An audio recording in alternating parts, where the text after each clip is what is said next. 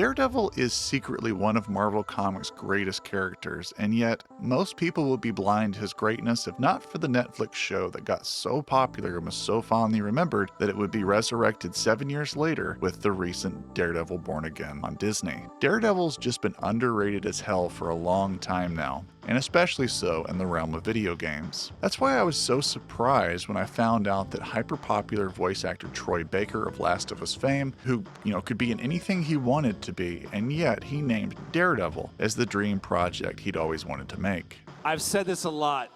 I am a huge Daredevil fan. I want to either A, play Matt Murdock in the game, or I want to direct the game. It's an amazing character. It's, for me as a comic book lover, I've already played Batman. Now I just need to play Daredevil. We'll see. Can you imagine how great that would be to have someone of his caliber spearhead a game for Daredevil? We can only hope.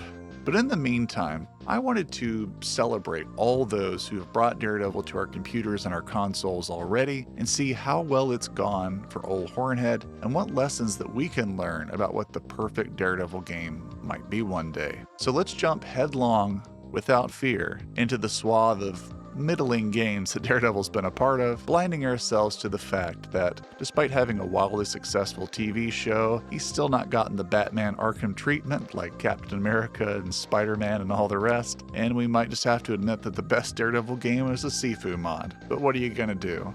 Let's start at the beginning. Like his comic beginnings in the 1960s, Daredevil's entry into video games was modest, guest starring in 3 early Spider-Man games, which makes some sense when you think of how closely those two have worked together over the years. Just tell me your side of it.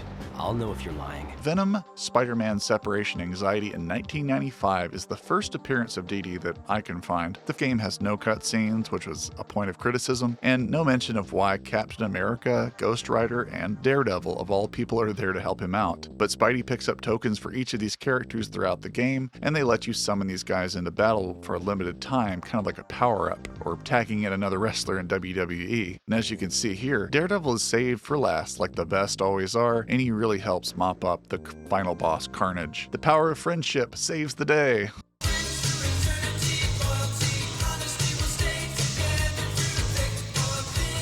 A year later, the two butt buddies would team up yet again in another poorly received beat-em-up in The Amazing Spider-Man Web of Fire. Daredevil's got just about the same role he had as last time, but with even less screen time, literally being something that you just click into action once you've paused the game, swing in for one swing, and he's gone again. It would be 4 years before Daredevil and Spidey teamed up yet again, and this was only in a very brief cutscene in the 2000 adaptation of the first Spider-Man movie, and here Daredevil's given the opportunity to flex his super senses and prove that Spidey's innocent of a big heist that just went down. Now let's give you the whole thing, because I don't want you to miss a precious second of that screen time. Hold it, Spider-Man. I don't want to believe that you pulled off the heist today, but I've got to make sure. Daredevil! I haven't got time to explain. Just tell me your side of it. I'll know if you're lying. How am I supposed to know you're the real Daredevil? What? Listen, it's true. A Spider-Man made off with Octavius' new invention, but not the Spider-Man, not me. Somebody's framed me. Why? I don't know yet. And if New York's finest catch me, it may be too late. Well, then you'd better get going.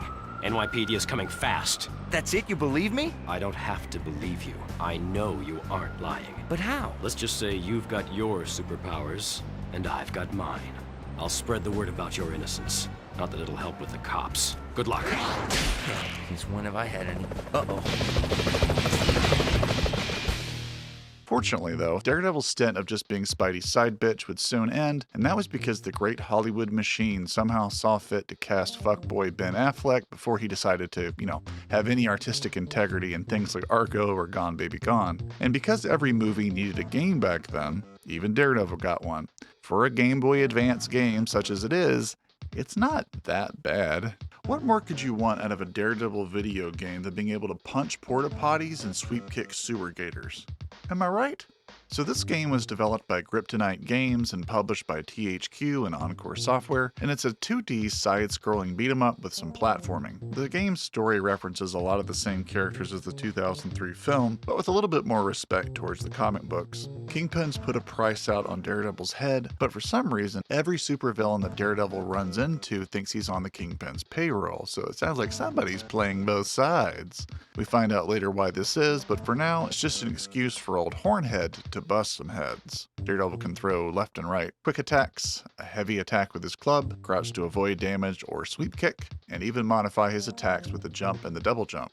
DD could also set off his sonar sense to detect hidden collectibles and power-ups that allow him to throw his billy club to stun enemies for an unlimited distance, but for a limited time, or he can take on tough enemies with an invulnerability pickup. What's really interesting, though, is how timing-oriented the basic combat is. So any enemy can really mess you up, and you only have as many as 9 lives in total, depending on how many lives you pick up in a level, and each time you die, you have to restart the level, not restart from where you died, so it's like a classic old-school video game. Considering how many times I died to just platforming failures or, I got hit too many times, I do not know how I would have gotten through this without the quick save function on the emulator I was using. Like, there's just so many easy ways to die, and this is not the easiest game you'll ever play. The reason this is a little bit of a problem from a, do I want to keep playing type of standpoint is that Daredevil's combat is pretty exacting and can pick you off at a moment's notice if you're not careful. You face a lot of basic thugs with knives, but eventually you fight ninjas that jump all around and some gun-toting soldiers that show up and make your life hell. Your strikes can pass right past or through enemies if you're not the right distance away though, and turning around on a 2D plane to get the right distance to then attack is not the greatest idea when enemies are basically just given free access to the back of you for cheap hits. It's just not an exact science. That said, because of this inherent jank, you can be just as exploitative as you can be exploited. I tended to use heavy attacks because they had a longer range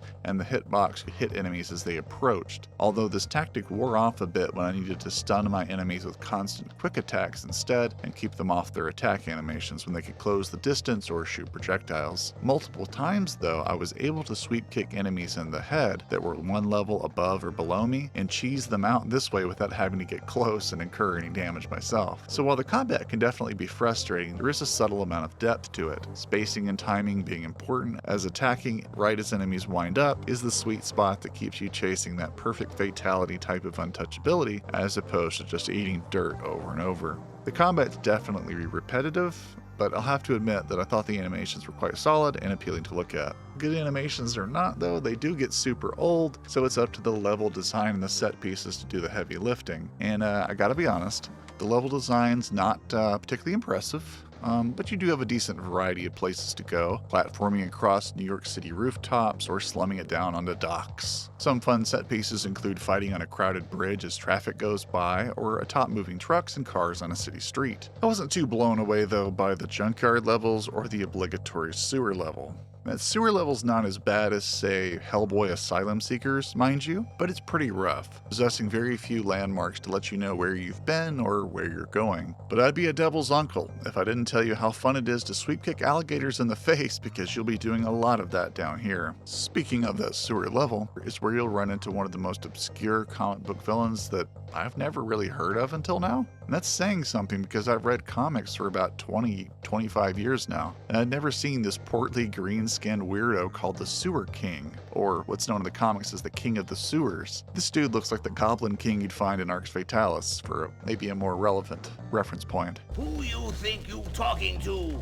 It's too bad though he's a total joke. Sewer King seems like he has a real design with, steam vents all around him you can lead him into and try and entrap him into damaging himself, but really you just need to hit him once or twice and get him stun locked so you can finish him off in a cheap and cheesy way. On the plus side, the Echo boss fight later on makes you use your senses to see through train tunnels that are blocking your view because, it's in the foreground. But this too ends up just kind of being an early on gimmick, because just hitting her enough times will stun lock her too. This is a problem with nearly every boss fight except the last one. No matter whether you're fighting Electric Nachos here, Karigi, or even Daredevil's arch enemy Bullseye, you get these guys stuck for a second and they're toast, despite the platforms that say Bullseye can jump from and his projectile attacks suggesting that you're in for a real challenge.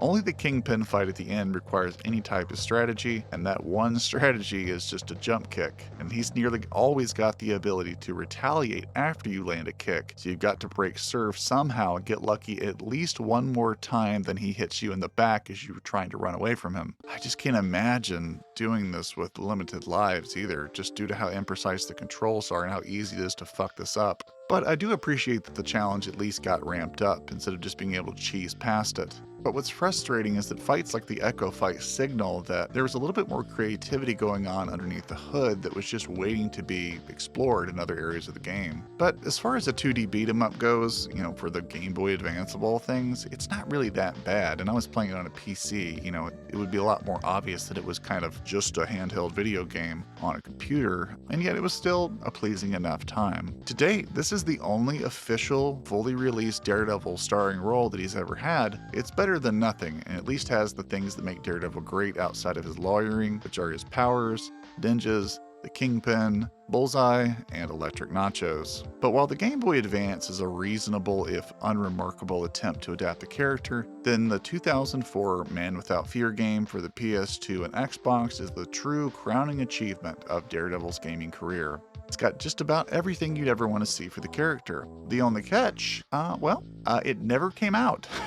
Fortunately, Unseen 64 did God's work in finding the old developers of 5000 Foot Incorporated, and he got the lowdown on what went down behind the scenes of this Daredevil game that was stuck in development hell. Or is that development hell? As was the case in the late 90s and early 2000s, Marvel was selling off the film rights for a lot of their characters to bring them to the big screen, and one of those characters was Daredevil. As is the case with both games. What? As was the case with most games back then, movies needed merch, or in this case, a licensed video game. And since it was to come out on the PS2 and Xbox, both Sony and Microsoft would need to sign off on the game coming to their consoles.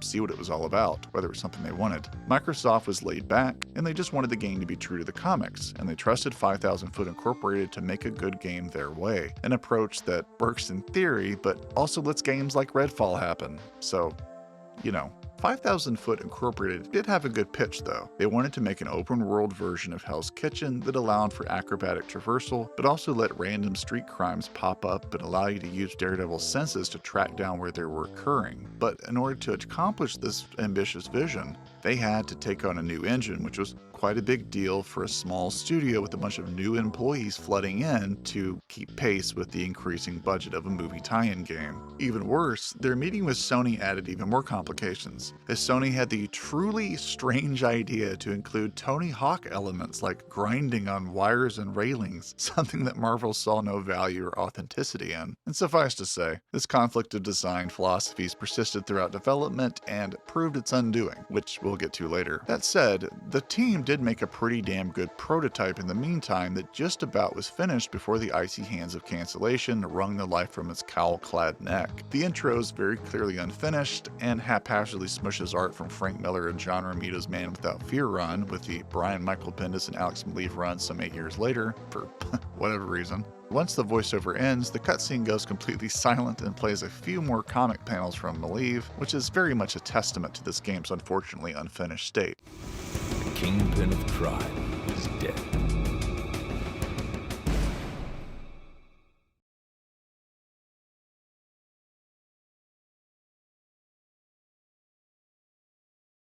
Hey there. If you're enjoying the video, please let the algorithm know by liking the video and commenting while you do. That'll really help get the word out. And if you're feeling frisky, I even dare you to subscribe. The kidnapping was the start of it. My friend and law partner, Foggy Nelson, went missing. No controversial case, no enemies, no warning. It had to be the Kingpin. I tracked Kingpin to his favorite restaurant, a hole-in-the-wall joint in Hell's Kitchen. As I watched him enter the building, I recognized someone's perfume. Of course, she had to show up. Elektra. She had to have some information about Foggy. If there's one thing that lethal assassins that don't want to be caught would do, it's wear distinctive signature scents. You know what I mean? What? I didn't have time to ponder this before she got into it with the Kingpin's men. On my way down to the street, I think I heard the bomb's trigger mechanism click into place as the restaurant the Kingpin was in was reduced to dust. The Kingpin of crime is dead. And as Daredevil continues his search for Foggy and attempts to unravel the mystery of why the Kingpin was killed and if Elektra did it, a rush of C-tier Spider-Man villains like Hammerhead, Silvermane, and the Rose rush in to fill the power vacuum, and it's up to DD to take them down. Once you get into the main game, it's amazing how much was actually fleshed out and finished and kind of ready to go. Daredevil's mentor Stick, the guy who taught him how to fight, gives us a quick training where we learn how to use our sick ninja moves against some sick ninjas, use our sonar sense to hear heartbeats and detect people from far away, throw our billy club to blow up explosive barrels from afar, and grind on railings just like the Hawkster, where we can grapple around. We even get traces of that initial open world concept, with various random citizens needing our help, including this woman who just keeps repeating, "Get away! Get away!" Get away from me! Get away from me! Get away from me! Suffice to say, the sonar sense looks great here with all the heartbeats and veins popping into view in the shadow world as they called it. And there's a clear sense that what Daredevil's good at, you're going to get to do in this game, despite Sony's meddling. Once we flipped an ollie or two, it's off to track electric nachos. Chapter 2 likely never got made, as the chapter card comes up but immediately goes into a cutscene as if we just chased her down, which is the name of the chapter. And once she bounds off into the night, we're surrounded by the Kingpin's henchmen. Chapter 3's opening fight scene on a rooftop shows off the simple but excitingly acrobatic nature of Daredevil's movements, and he can throw his billy club at foes to blow stuff up near them or just soften them up. It's no Batman Arkham combat, let's say, but it gets the job done. Perhaps it's unfinished, but the Elektra boss fight here is also just as weak as the Game Boy Advances. She just seems totally defenseless and doesn't react much to Daredevil's attacks. So I don't know if this was sort of a work in progress or if this is something they were hoping to, flesh out and make her a little bit more of an adversary later on. I do like the weird film grain cell shading looking stuff that the cutscenes take on though. I asked her what she had gotten herself into. She said she was told to be at that restaurant by an anonymous third party as part of a new contract, but she had nothing to do with the explosion. I told her that Foggy was missing. She said she'd keep an eye out, and that I'd better go stop the gang war that was about to erupt. Without the Kingpin around to keep the peace, there was bound to be trouble. Chapter 4 is all about Daredevil taking notes from Sony and practicing. What? Chapter 4 is all about Daredevil taking notes from Sony and practicing some good old third-party interference into the absolute fustercluck that is the gang war, focusing on Hammerhead and then Silvermane. But of course, that means some sick grinds, dude. Oh yeah, that's the bomb. No, seriously, there's a bomb, and you have to stop these guys from blowing up the whole block. But of course, beating up 10 to 15 random goons somehow incarcerates both crime lords because reasons, and from this whole shebang, Daredevil gathers that the Kingpin has some dealings with an organization down in the sewers of all places. Oh shit. I could recognize Foggy's scent, and his trail took a foul turn into the sewers. I'd had cases lead into the sewer before. The creatures down there were unpleasant at best, but I didn't realize the extent of the evil I was facing. Alright, so good news, bad news. Bad news. Chapter 5 is another sewer level. I don't think I've ever played a good one. The good news, it's not nearly as bad as the Game Boy Advance's version was. There's not nearly as many places to get lost in. But speaking of that Game Boy Advance game, it's also clear that there was some story overlap between the two games, as the structure resembles them pretty closely, down to the same bosses and locations, like the Sewer King showing up here a little bit later too. Daredevil fights through a bunch of sewer mutants and flips switches and dodges the classic hot steam vents. It's not great gameplay, but it's honest work. I'm honestly surprised though that the team really didn't come up with anything cool to do with his powers here. I mean, you can see the steam glow red when in sonar sense mode, but it's what you could already see plainly on screen before you turned your powers on. And while it's not a very eventful or exciting level, it's got one of the best jokes. Daredevil sees a half-eaten candy bar that Foggy left behind and surmises that, well, he'd never pass up on a full candy bar, so he must be in trouble, which is just a diabolical stray that Foggy catches while his life is in danger. Further down the way, Daredevil runs into his first major ninja foe, and here's where it gets interesting. Just like the Matrix, Daredevil can use his senses to see the projectile attacks in slow motion as he moves faster in this mode than his foes do. It looks very stylish and is one of the few times that this effect makes you go, ooh, ah. I just wish there was more of it. And once this cool little diversion is over, Chapter 6 is the second part of the sewers, and unfortunately the deeper we go, the worse it gets. Something smelled worse than the rest of this place, if that was possible. Then, I heard that terrible noise.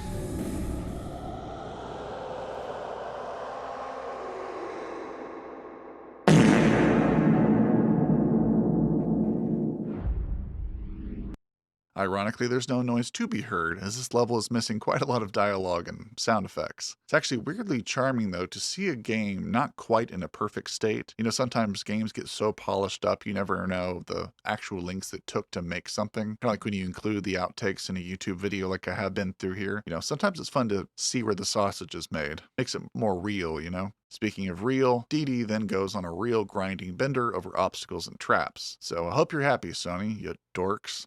And your prize at the end of all this is a boss fight that sorely needs boss music, but it's not a bad one overall. Your adversary is the Sewer King, and it's a lot better fight than you got in the Game Boy Advance. You have to grapple up through these switches to turn on the power, so you can electrocute the Sewer King while he's down in the water on the ground level, and it makes him vulnerable to Daredevil's melee attacks. Once he's down, Daredevil gets some really bad news. Bullseye's calling card. And it had Foggy's scent on it. My friend was in more trouble than I thought. My mortal enemy Bullseye was involved. Now, despite Bullseye seeming like the next logical lead to consider, Chapter 7 is all about the third rival gang, as led by the Rose. Now, too bad we'll never know what that level is like, as it simply does not exist here. Though, based on how action-packed the previous gang mission war was, I could do without. Bullseye dared me to follow him. Said he had a surprise for me. I was not in the mood. Chapter 8, which does exist, picks right back up with Bullseye, and it makes you wonder why they stopped the playing card lead to go fight the Rose, as this makes a lot more sense as the next level. Not gonna lie, this is the level that really feels like Daredevil in all of his glory. Hot on the trail of our best friend, we start out high in this sort of gymnasium room and jump acrobatically down several levels, fighting tons of ninjas from the hand as we make our way down to Bullseye, who's duking it out with Elektra in Who's duking it out with Elektra in a fight cage, reminiscent of the one that Daredevil's father, who was a boxer, might have fought in back in the day before he was killed by the Fixer for not throwing a fight. It's super unclear, though, how Elektra gets free of the cage, as she just kind of shows up eventually throughout the level. But I guess that means it's time to target Bullseye for an appropriately placed fight on top of said cage, grapple up, and we give our archenemy a piece of our fist. And by that I mean we get a couple licks in and the dude straight up runs away. I mean, it takes almost nothing to send the deadliest, most cold-blooded assassin into retreat mode. What is it about getting boss fights right in these Daredevil games? It's even more anticlimactic when you consider that when we cut to Chapter 9, where we're teased that we're finally going to get caught up to Foggy and probably take Bullseye down once and for all, the ugly head of unfinished business rears yet again, as this level simply wasn't made and the game cuts straight to the Chapter 10 title card. Apparently, in retrieving our buddy Foggy, we discovered a conspiracy, which I would guess is that the Kingpin's death was probably a cover-up. I mean, this would be different than the comic books took this story, but we'd be hard-pressed not to end a Daredevil game with a Kingpin boss fight, especially considering how much this game has mirrored the Game Boy Advance's structure. I will say, though, it's crazy how much of this game is actually finished and in decent shape. If you can get past the totally unpredictable bug where the game crashes after you complete Chapter 1. Unfortunately, this happened to me, so I had to watch the rest online, but to be honest with you, seeing everything that was out there, I was pleasantly surprised that there was this much there, but not over the moon about how it would have turned out, even as a huge Daredevil dork. I mean, the sonar sense is put together pretty well. His grace and athleticism are well portrayed, his billy club is a traversal option but also an offensive powerhouse, and all the best characters are here in a reasonable noir setting. The grinding stuff isn't nearly as distracting as I thought it'd be, but the levels really aren't that open, and there's clearly some compromises to their initial version of this sprawling open world that they envisioned. And what we got is some rather uninspired linear levels that are all various types of gray, black, and brown, that ultimately it feels like it's in the right direction and has the right mode, but just isn't the most exciting execution of all the ideas of the ultimate Daredevil fantasy. Still, it is the most faithful adaptation of the character in games yet, and it's hard to stomach that it didn't at least get to the finish line to see its full potential. And unfortunately, trouble was brewing within 5000 Foot Incorporated that would have made the game hard to complete even if they had Microsoft's blessing. The large influx of new employees for their increasingly big budget projects started to decay the company from the inside. According to several different sources, the studio was negatively affected by a culture of drug abuse quietly unfolding in the surrounding area of Reno. Multiple members of the team are alleged to have showed up for work intoxicated from consuming various narcotics. In one particularly damning instance, one of the engineers is reported to have turned up for a post-lunch meeting, and after having taken a large amount of illegal substances during his break, sat there unresponsive and drooling. 5000 Foot Incorporated's engine was also having big troubles keeping up with the demands of an open world, and they had to keep shrinking down the scope of the game into more Deus Ex hub-like areas. Remaking areas over and over again became a big problem because they had to maintain graphical fidelity, but still try to keep the areas big enough to be interesting. This also made Daredevil's sonar much less interesting to use, as enemies were often right around the corner. You turn it on and they immediately show up behind the wall. It's not like you had to follow a trail of clues like you would in Batman or The Witcher 3 or something. Sony's meddling and Microsoft's disinterest in the final product essentially sent the $5 to $6 million the company has spent so far straight down the toilet. And his trail took a foul turn into the sewers. I'd had cases lead into the sewer before. The creatures down there were unpleasant at best, but I didn't realize the extent of the evil I was facing. Unfortunately, this would be the last time that Daredevil would even have a starring role attempted to be made for him. And it wasn't until a year or two later in the Punisher video game in 2005, where he shows up very briefly to try and defend Frank Castle from murder charges, but Frank's not having any of that. So it's very, hi Matt Murdock, bye Matt Murdock. Well, nice of him to stop by. Where were we? Fortunately, though, in the same year, Marvel Nemesis Rise of the Imperfects would feature DD in a very important role. So this was a fighting game with a twist. I'll make you a deal. I'll let you have the first move. Aliens are invading and Marvel heroes are fighting back, but Elektra actually finds out that there's more going on here than meets the eye when she meets a hostile Daredevil, whom she finds out is being mind controlled by an alien device on his neck. Once that influence is taken away, Daredevil is free to help out the good guys in a little mini campaign called Redemption. Our boy swings around these gloriously atmospheric Daily Bugle rooftops and sends aliens into the stratosphere in some surprisingly punchy and in-depth combat, where you can grab dudes with his billy club and throw them off the building, throw barrels at foes, and generally just wreak havoc while wall jumping and flipping around. It's a pretty great realization of Daredevil's athleticism and brutality, but Daredevil also gets his first big challenge against a new character created for this game who's definitely not Electro, called the Electric Man. That's original. Though by his podunk drawl, he's just as likely to be called Larry the Electric Cable Guy. You kidding, right? And once you put this goober down, it's back to the confusing, goofy alien invasion storyline that I won't bore you with here. As a Daredevil product though, it doesn't look like much on the surface, but it's a pretty respectful take that's not just a phoned in bunch of animations with a different skin on top. And his voice actor does a pretty good job here too, so overall I'd say I'm pretty satisfied with this entry. Daredevil's next major adaptation would be as part of the huge ensemble that made up 2006's Marvel Ultimate Alliance. Daredevil, what are you doing here? So here you've got all sorts of approximations of his radar sense, and Billy Club AoE abilities, and a whole plethora of alternate costumes to unlock, like his classic yellow and red one. And you even get some fun, unique conversations with Blade and Bullseye. If it isn't my old buddy Daredevil. Honestly, I just love this game's combat in general, and every character gets the same level of treatment. Daredevil's no exception.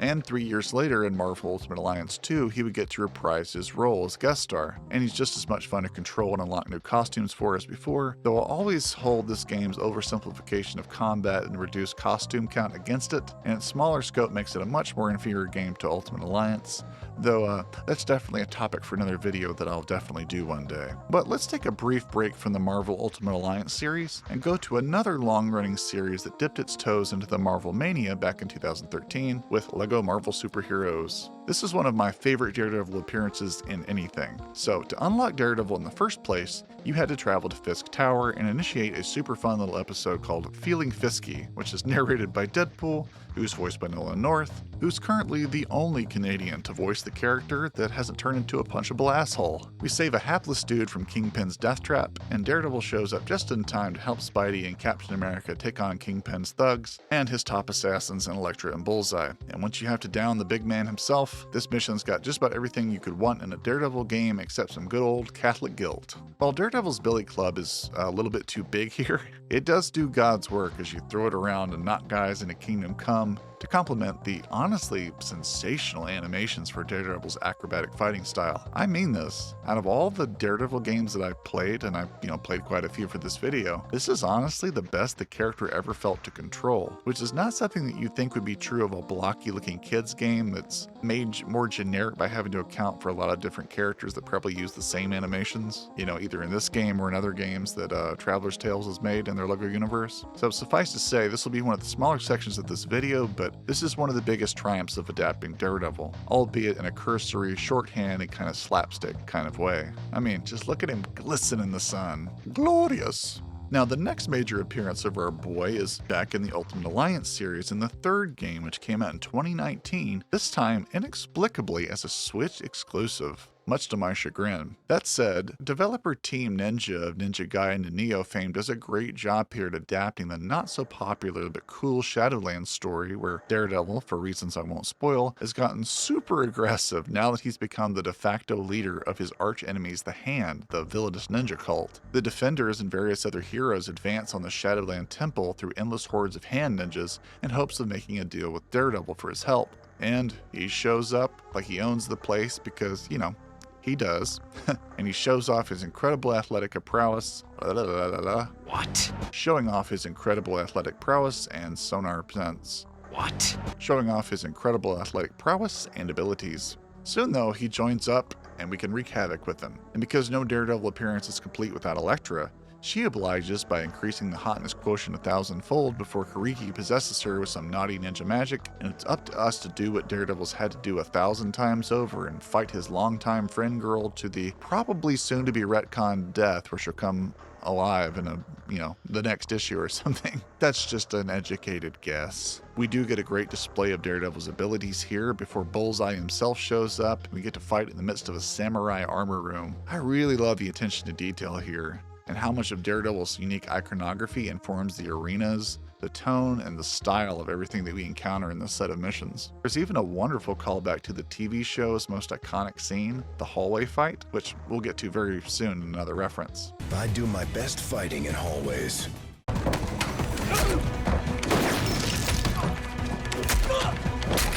But yeah, there's one thing missing though, and that is the Kingpin, who's powered up a little bit since the last time we saw him. This is easily the coolest and most beautifully animated Kingpin boss fight that I've ever seen. I love how he picks up his several thousand-pound weight set and just tosses it like child's play. And then he blows up in the roof so that a blood moon can be seen in the distance as hand ninjas descend. Are you kidding me? This is why the Japanese are just lapping the US in creativity lately, man. They just lean into the drama and they have fun with it. Not gonna lie, watching this play out makes me even more sad that I can't access this game right now. But one day, I'm definitely coming for you, Daredevil. That didn't come out right.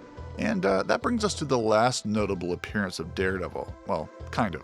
This right here on screen is not actually a Daredevil game, but a mod for the martial arts brawler named Sifu. It's got exquisite animations and deep, challenging combat, so it's no wonder that a modder saw fit to make a Daredevil skin and try to recreate the classic long-take hallway fight from the Netflix show. Now the reason I included this here is because of just how easily you can just skin switch the game, and suddenly it plays perfectly like a Daredevil game should, which, just leaves all the more room to work out how the story and the tone and the atmosphere would be, which I think is the real hard part of making a Daredevil game feel distinct and interesting. And that's really what I want to focus on for the rest of this video. What every other game appearance of Daredevil lacks, and how we might make a better one, the ultimate Daredevil fantasy going forward. So far we've talked about the Daredevil games where he has a major role, right? So what I'll do is we're kind of brainstorming the ultimate Daredevil game is letting all of his guest appearances run in the background so you can see just how many times he's been thought of and included in an ensemble, but never quite had the resources or the focus be totally on him. As usual, always the bridesmaid, rarely the bride. So, I mean, you've got some cool stuff in here like mobile games, the Marvel Heroes game for the Hyperscan, or a trading card game, or a gazillion little Marvel crossover games. Even one where he somehow takes down a fucking Sentinel? What? He even gets his own Fortnite skin, and a great cutscene in Marvel Future Revolution where he takes on the Black Widow. But what we're really lacking is an attempt to lean into what makes Daredevil so good, and that's Matt Murdock himself. Daredevil is one of comics' greatest contradictions. It's a fun contradiction, but it's a contradiction. By day, he's blind lawyer Matt Murdock, and by night, he roams the rooftops as a vigilante taking matters into his own hands. The same accident that blinded him enhanced his other senses so that he could tell if someone's lying just from their heartbeat, read a printed page of ink off impressions alone, or even detect a person by scent in a crowd. He's also a Catholic. He wrestles with his faith in God as he sleeps around and takes matters into his own brutal hands while wearing a devil costume. Matt Murdock is the perfect comic book character, endlessly complex and conflicted, his very physicality and iconography reflecting his inner turmoil and struggle to be a good person. And what the TV show gets so right is that Matt Murdock is constantly in a realistic battle to determine what lengths he can go to, what the right thing to do is. It's hard to turn all these turmoils into gameplay per se, but it does contextualize them in a way that's transformative. Think of the dissonance between what The Last of Us 2 is asking you to do, and think of all the feedback it's giving you that something about this is wrong, right? Even as it tells you this is the only way to progress in the game. You're killing people right and left as Ellie in hopes of extracting vengeance, and yet you've got characters calling out each other's names and establishing these personal connections to the people that you're snuffing out as if they mean nothing in the face of your personal crusade. That's the type of conflict that Daredevil's always wrestling with, the idea of, at what lengths can I go to before I start becoming what I say I'm not about? When does the idealism break down? How do I keep myself above water, but also do what is necessary to take down the bad guys? And that's just the context, but it's an important one. Daredevil's all about the details, otherwise he's just another noir vigilante, albeit with some awesome powers. I think there's something really unique that Daredevil not only can do, but must do in order to set himself apart as a character, and not just be an Arkham clone. And that is his job as a lawyer and his detective skills, and how those interplay. A good Daredevil game also needs to account in some way for his detective skills, even if it's just a kind of Alan Wake 2 evidence board that gives you conclusions and dialogue options to choose from. And speaking of, The Last of Pods made a great point. And that similar sonar-like hearing that Joel has too. They're already crossing. Yeah. See? I like your pitch. Troy Baker's primed to leverage the hearing through walls thing that Joel does in The Last of Us in his Daredevil pitch if he ever gets to have that opportunity. And I think it's a pretty good idea. Most pitch meetings want you to show how something like what you're pitching resembles something that's already worked. And I think we've got to start thinking in terms of The Witcher 3's tracking system, but also probably most obviously the detective vision mode in the Batman Arkham games. Leaning into this aspect of Daredevil's power suite is essential to making this not just a skin swap of an open world Spider-Man game, or just another Arkham game. Now, perhaps the best compromise is making it more like an RPG dialogue choice tree, where you can choose to follow the evidence or maybe cheat in some info you picked up as Daredevil that's not technically in Discovery and might risk changing the story if you miscarry justice. I'd even make it to where certain dialogue choices aren't even available unless you picked up evidence in a previous Daredevil section or did something in a certain way to unlock the ability to choose it now. To me, that seems like the best way to offer an authentic enough Daredevil experience of both his life as a lawyer and as a vigilante. But yeah, those are all the appearances of the old Hornhead I could find over the years, and what I think we'd probably want to do if we were ever to make that perfect Daredevil game. Daredevil's often overlooked as a boring comic book character for the reason that he seems like just another street-level vigilante. It's taken quite a while to get a single adaptation with some comprehensive authenticity in the TV show, and while he's certainly been included in far more games than you might imagine, he's never really gotten many good windows into his world outside of the third Ultimate Alliance game. So, who knows? Maybe one day Troy Baker can leverage his massive video game celebrity to make a thing happen? Maybe not. But until then, we've got what I hear are great seasons of Daredevil Born Again to look forward to on Disney+, and maybe, just maybe, the gaming industry will dare, in its most cynical era no less, to take a chance on a successful franchise and give the reins over to someone that cares about story, character, and can do something other than just open world slop. Now, I fear it won't happen, but we can always dream that, like the idealist... What? I fear it won't happen, but we can always dream, like the idealistic Matt Murdock, that one day we can see one really good attempt at adapting what I think is one of the most underrated and fantastic comic book characters ever created. Matt Murdock, also known as Dee Dee, the Old Hornhead, or just Daredevil. the man without fear. And before we go, let's also honor Stan Lee for making Daredevil what he is, the greatest character most people don't know they're missing out on. Thanks for watching. So, if you're enjoying the channel and want to help it get to the next level, please consider becoming a patron or a channel member. By doing so, you'll be shouted out in the credits of every video, get early access to new videos, receive game keys as available, and even be able to vote on or contribute to upcoming projects. Sounds pretty good, right? Well, these people thought so, and I have to thank them for their generous support. Mark Neubauer, Deadforge, A.E. Blondie, Yaksho, M, Bibby F. and Bloxburg, Melancholy Geek, Gara Sun, and an extra special shout out to those contributing to my highest paid tiers, James Wyatt and the Nth Review. And if you're not tired of me already, check me out on the Quad Damage podcast with Deadforge and Robert Yap as we talk first-person games of all types with developers and content creators alike. God bless you everyone, and I'll see you soon.